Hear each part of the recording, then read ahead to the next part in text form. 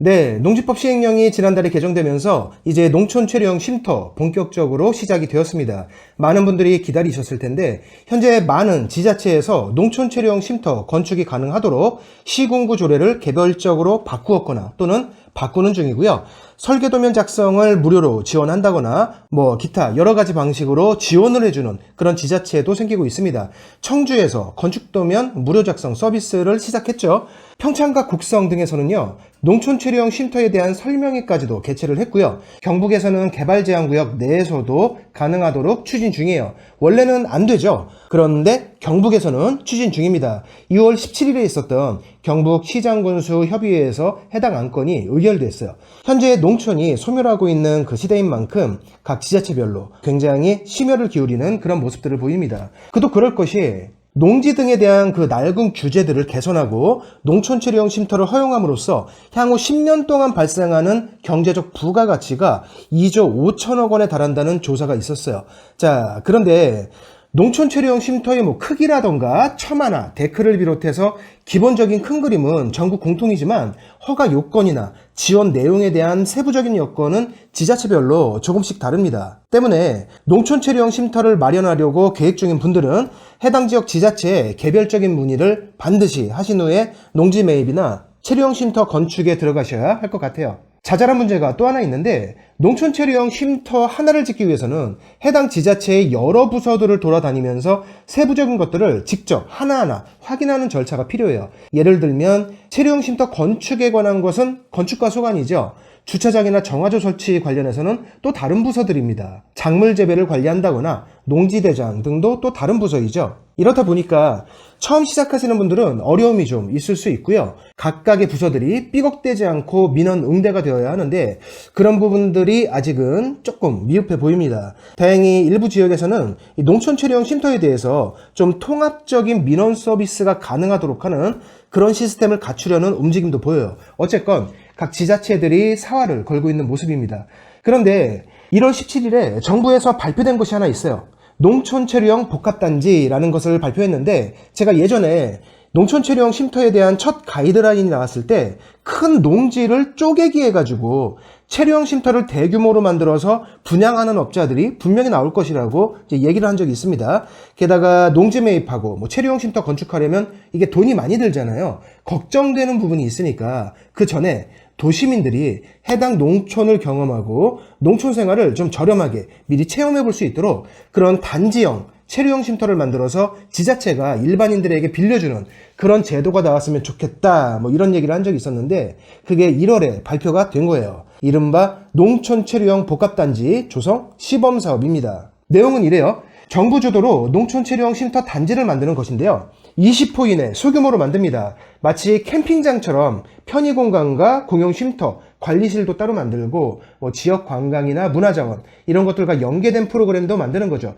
그렇게 해서 도시민들에게 신청을 받아서 저렴한 금액으로 지자체에서 임대를 주는 겁니다. 비용은 국가와 지자체가 반반 부담한다고 하는데 우선 농림축산부에서 지자체들을 상대로 먼저 신청을 받고 그 중에서 3개 지역을 선정해가지고 시범사업을 벌이고요. 반응이 괜찮으면 이후에 차츰 늘려나갈 계획이라고 해요. 제발 좀 센스 있고 똑똑한 공무원들이 차출돼가지고 잘 운영되었으면 좋겠습니다. 농촌 체류형 쉼터가 나오게 된 배경은 2023년 전후에 있었던 대규모 농막 단속이죠. 당시에 전국적으로 대대적인 농막 단속을 벌였어요. 불법으로 확장한 농막이나 비트코인 채굴장 이런 것 같이 아주 좀 요상한 목적으로 사용되던 그런 농막들도 있었지만 단속된 대부분은요, 주말에 가족과 함께 하루 자고 오는 도시농부들이었습니다. 단속 근거는 농지법 시행령에 있는 주거 목적이 아닐 것, 이 문구였어요. 농막은 주거 목적이 아닌데 도시인들이 주말에 시골에 있는 농막에 가서 불법으로 하룻밤 자고 온다. 이게 단속의 근거였죠. 주말에 아이들과 함께 텃밭을 일구려고 시골로 향하던 그 많은 부모들을 주말마다 무슨 범법 행위를 반복해서 저지르는 그런 사람들처럼 대대적인 단속을 하고 또 그 단속의 치적을 아주 자랑스럽게 홍보하다가 여론의 역풍을 맞았습니다. 시대착오적인 60년대 농지법에 더 시대착오적인 행정이었죠. 어쨌건 그 결과로 이 농지법에 대해서, 농지에 대해서, 그리고 농촌에 대해서 좀 다른 각도로 바라보는 계기가 되었고요. 여기에 농촌 소멸에 대한 그 우려 섞인 시선이 더해지면서 사람들이 농촌으로 향하게끔 유인하는 그 유인책인 농촌 체류형 쉼터 개념이 나왔습니다. 1년 정도의 준비 기간을 거쳐서 이제 농촌 체류형 쉼터라는 것이 시행되었죠. 물론 농막에서 잠을 자는 것은 여전히 불법으로 남게 되었어요. 다만 농막도 몇 가지 요건을 갖춰서 체류형 쉼터로 전환할 수 있으니까 참고하시고요. 시대가 많이 바뀌었습니다. 경자 유전의 법칙도 좋지만 여태까지는 농지를 너무 신성시한 나머지 감히 도시놈들이 소유하면 안 되는, 뭐 쳐다봐서도 안 되는 무슨 성역같이 여겨왔어요.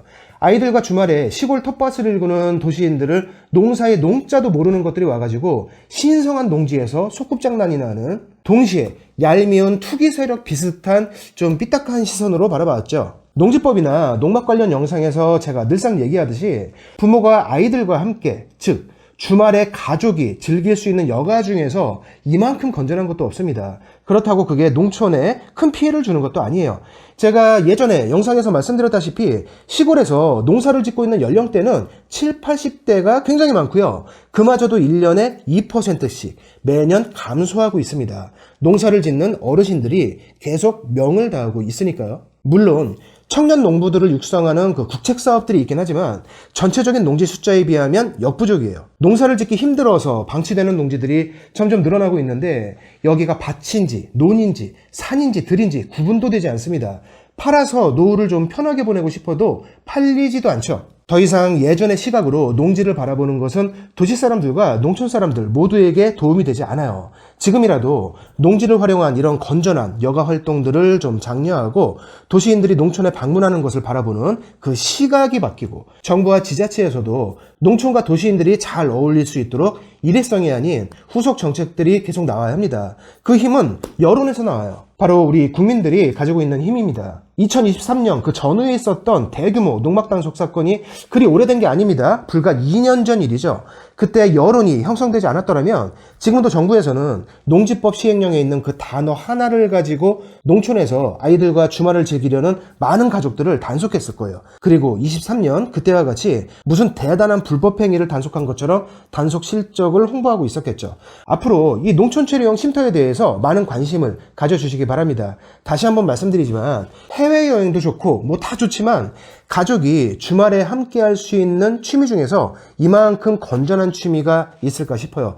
그리고 이번에 발표된 농촌 체류형 복합단지 시범사업도 좀 잘 진행될 수 있도록 깊은 관심 부탁드립니다. 오늘 영상은 여기서 마칠게요. 다음 영상에서 계속 뵙겠습니다. 고맙습니다.